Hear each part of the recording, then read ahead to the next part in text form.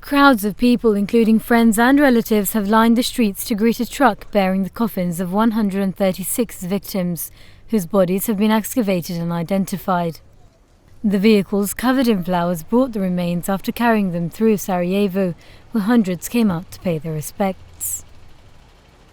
18 of the victims were identified as minors killed at the age of 16, bringing the total number of underage victims of the massacre to 440 so far. This is the annual occurrence for Bosniaks reliving the devastation of 1995 in their attempt to seek some closure. This year, Bosnia marks the 20th anniversary of the European genocide, which saw the slaughter of some 8,000 Muslim men and boys by Bosnian Serb forces over the course of 5 days. The forests and farmlands here are still yielding bones of over 1,000 victims still missing. Tossed into pits, then dug up months later by Serb forces, they were scattered into smaller graves to try and conceal the crime. Zijada is burying her brother this year after his remains were identified. Oca nisam našla nikad još.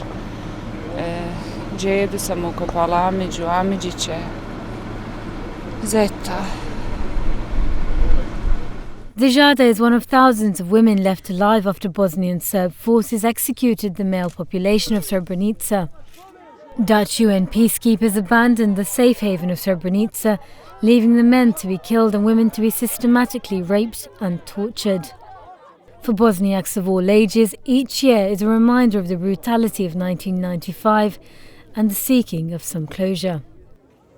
Just days ago, thousands of marchers joined survivors of the massacre to commemorate the route of their escape through the hills of eastern Bosnia.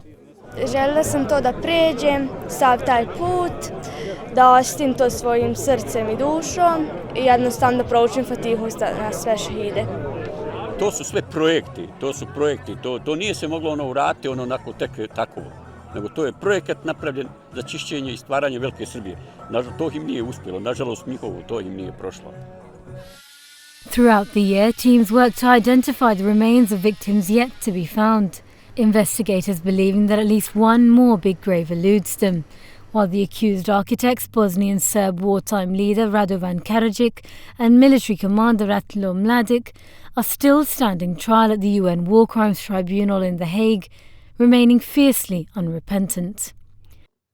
Europe's guilt over the blood spilt in Srebrenica has not been lifted in these 20 years which have passed, and it's a wonder how many more will need to be lived through before the victims receive the recognition they deserve.